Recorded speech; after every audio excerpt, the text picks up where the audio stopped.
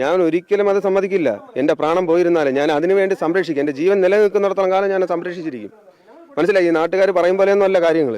സമാധി തുറക്കാൻ അനുവദിക്കില്ലെന്ന് ഗോപൻസ്വാമിയുടെ കുടുംബം പറയുന്നു. തുറക്കാൻ ശ്രമിച്ചാൽ ആത്മഹത്യ ചെയ്യുമെന്ന് മകൻ രാജസേനൻ ഭീഷണി മുഴക്കി. ഞാൻ അത് ഒരിക്കലും ഞാൻ താമസിക്കില്ല. കാര്യം എന്ന് പറയുന്നത്, ഈ ഒരു ഹിന്ദു സമൂഹത്തിനെ പച്ചയ്ക്ക് വലിച്ചു കയറാന്ന് പറഞ്ഞാൽ അത് നടക്കത്തില്ല. ഒരു സമാധിയായ ഒരാളെ കളങ്കപ്പെടുത്താൻ പറ്റില്ല. പവിത്രമായിട്ടുള്ള സമാധിയാണത്. അപ്പോൾ അതിനെ കളങ്കപ്പെടുത്താൻ സമ്മതിക്കില്ല. അത് അവർ വലിച്ചു കയറാൻ നിൽക്കുന്ന പറഞ്ഞു കഴിഞ്ഞാൽ പിന്നെ ഒരിക്കലും സമ്മതിക്കില്ല. ഞാൻ എങ്കിൽ അത് സമ്മതിക്കത്തില്ല.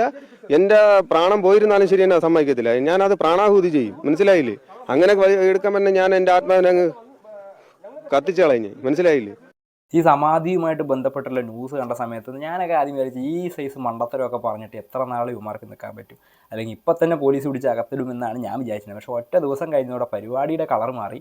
നല്ല നൈസായിട്ട് കുറച്ച് മതം അങ്ങോട്ട് മിക്സ് ചെയ്ത് അപ്ലൈ ചെയ്ത് കഴിഞ്ഞപ്പോൾ നല്ല രീതിക്കുള്ള സപ്പോർട്ട് കിട്ടുന്നുണ്ട്. ഇവന്മാരെയൊക്കെ ആരെങ്കിലും സപ്പോർട്ട് ചെയ്യുമോ എന്ന് വിചാരിച്ചിരുന്നിരുന്ന ഇതേ കേരളത്തിൽ വിശ്വ ഹിന്ദു പരിഷത്ത്, അതുപോലെ ഹിന്ദുക്കളുടെ അവകാശങ്ങൾ സംരക്ഷിക്കാൻ വേണ്ടിയുള്ള കുറേ ആൾക്കാരുണ്ടല്ലോ, അവരെല്ലാവരും ഇതിൽ ഇടപെട്ടിട്ടുണ്ട്. ഒരു കാരണവശാൽ ഞങ്ങളുടെ ഗോപൻസ്വാമിയുടെ സമാധി പൊളിക്കാൻ സമ്മതിക്കില്ല, ഇത് മുസ്ലിം തീവ്രവാദികളാണ് ഈ സമാധി പൊളിക്കണം എന്നും പറഞ്ഞുകൊണ്ട് വന്നിരിക്കുന്നത്, ഇത് വഴിത്തർക്കമാണ്, ഹിന്ദുക്കളും മുസ്ലിങ്ങളും തമ്മിലുള്ള പ്രശ്നമാണെന്നൊക്കെ പറഞ്ഞ് നൈസായിട്ട് അതങ്ങോട്ട് പൊലിപ്പിച്ചിട്ടുണ്ട്.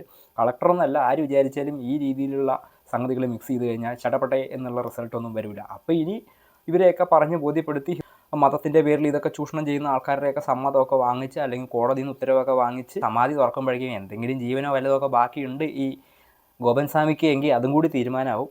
എന്തൊക്കെ പറഞ്ഞു കഴിഞ്ഞാലും നമ്മുടെ നാട്ടിലിപ്പോൾ മതത്തിന് നല്ല ഡിമാൻഡാണ്. ഏത് കേസ് വന്നു കഴിഞ്ഞാൽ ഇത് ലേശം അങ്ങോട്ട് മിക്സ് ചെയ്ത് കൊടുത്താൽ മതി. ഞാൻ ആലോചിക്കുന്നത് ഈ ഗ്രീഷ്മ, നമ്മുടെ കഷായം ഗ്രീഷ്മ, അതുപോലെ ജോളി, ഇവരൊക്കെ എന്ത് മണ്ടന്മാരാണ്.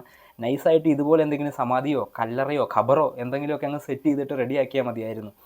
ആൾക്കാരുടെ സപ്പോർട്ടും കിട്ടും, ഗവൺമെൻറ്റിനും കോടതിക്കും ഒന്നും ചെയ്യാനും പറ്റില്ല.